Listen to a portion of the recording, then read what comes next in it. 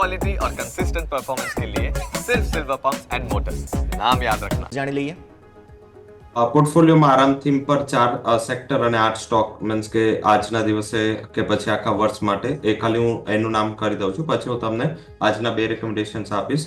આરામ સ્ટોકમાં પહેલું એગ્રીકલ્ચર જ્યાં HUL જે યજ્ઞેશની પણ પીક હતી અને UPL આ 2 સ્ટોક એવું લાગી રહ્યું છે કે આ ક્વાર્ટરના નંબર્સ પણ સ્ટ્રોંગ છે અને અહીંયા એક સારી અપસાઇડની પોસિબિલિટીઝ છે, કરેક્શન પણ સાઇઝબલ આવી ગયું છે.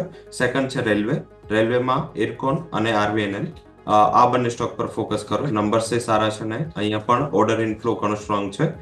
પછી આવશે agriculture, artificial intelligence, agriculture, railway, artificial ઇન્ટેલિજન્સમાં તમે CG પાવર અને કેન્સ ટેકનોલોજીનો એક પાર્ટ છે જે AI ઉપર છે અને મેન્યુફેક્ચરિંગ જેમાં ભારત ઇલેક્ટ્રોનિક્સ પર ફોકસ કરો. BEL જે ડિફેન્સ મેન્યુફેક્ચરિંગની કી થીમ છે એ મારા હિસાબે આગળ જતા એક સારી વર્ક કરી શકે છે અને ડિક્સન આ કરેક્શન પછી મને આ સ્ટ્રોંગ સ્ટોક લાગી રહ્યો છે, તો આ સ્ટોકને પોર્ટફોલિયોમાં રાખવા જોઈએ. મારા હિસાબે તમને આગળ જતા સારી કમાઈ કરી આપશે અને અહીંયા એક ડિફેન્સિવ થીમ છે. ગવર્મેન્ટ હંમેશા આ 4 સેક્ટર છે એ ફોકસમાં રહ્યા છે અને આ બજેટમાં પણ એવી એક્સપેક્ટેશન્સ છે કે આ 4 સેક્ટર પર ફોકસ કરવામાં આવે. આજના ટ્રેડિંગ સેશન કે આજના દિવસ પૂરતું જો જવું હોય તો HUL મારી પણ પહેલી પિક રહેશે. અહીંયા પણ જો તો એક ટેકનો ફંડ અપ્રોચ પણ છે અને સાથે સાથે બજેટ અપ્રોચ પણ છે, તો અહીંયા ખરીદી કરો. 2450 ખરીદી કરવાની સલાહ રહેશે. સ્ટોપ લોસ 2410 અને ઉપરની બાજુ જે ટાર્ગેટ છે એ 25-20 સુધીનો બની શકે છે. સેકન્ડ રેકમેન્ડેશન છે એ રેલવે સાઇડથી રહેશે, જેમાં તમે RVNL પર ફોકસ કરો. ઘણા ટાઈમના કરેક્શન બાદ અહીંયા એક સારી રિકવરીની આશા છે. 480-82 આસપાસ ખરીદી કરો. 460 નો સ્ટોપ લોસ, 530 સુધીનો ટાર્ગેટ આવી શકે છે. અને ત્રીજું BEL ઉપર ફોકસ કરો.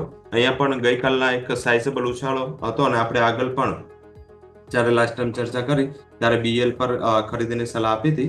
આઈ થિંક અહીંયા તેજી ઇન્ટેક છે. 290-292 બાય, 280 સ્ટોપ લોસ અને 2 થી 3 ટ્રેડિંગ સેશનમાં 330 સુધીના ટાર્ગેટ તમને ત્યાં આવી શકે છે. તો આઈ થિંક આ 3 કંપની ઉપર ફોકસ કરવાની સલાહ છે, જે 1 થી 3 ટ્રેડિંગ સેશન પૂરતું અને જો 1 વર્ષ પૂરતું પોર્ટફોલિયો બનાવે તો આરામ પોર્ટફોલિયોના 8 સ્ટોક પર ફોકસ કરવું જોઈએ. સરસ થીમ છે આરામ પોર્ટફોલિયો કે જેને તમારે ધ્યાન પર રાખવાનું રહેશે. આવો આગળ વધીએ અને હવે આના પર નજર કરીએ. માર્કેટ 23,500 નીચે હજુ પણ રહેવાની કોશિશ, પણ હા થોડા રિકવર થઈ રહ્યા છીએ જેના પર નજર રાખીશું. અને મિડ કેપ સ્મોલ કેપ પર નજર કરો. સ્મોલ કેપ પર્ટિક્યુલરલી સેલિબ્રેટ કરી રહ્યું છે આજે 1% આસપાસની મજબૂતી સાથે. ચાર્ટ્સ પર નજર કરી લઈએ. યજ્ઞેશ સર, સ્મોલ કેપ સરસ મૂવ બતાવવાની કોશિશ, આટલા મોટા ઘટાડા બાદ સસ્ટેનેબિલિટીને લઈને આપણું ફોકસ હોવું જોઈએ. ચાર્ટ્સ કેવા લાગી રહ્યા છે?